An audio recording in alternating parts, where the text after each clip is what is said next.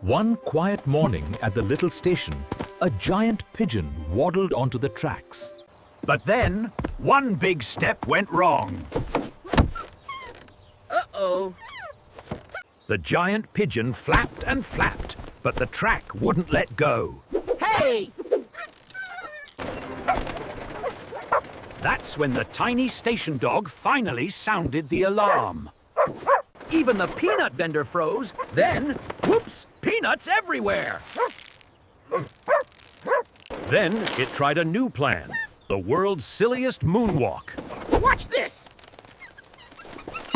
And then, a horn echoed from far, far away. The pigeon froze and blinked twice. Oh, no.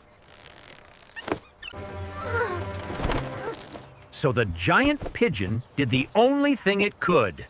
Help? Like, share, subscribe to Wonder Cub Club.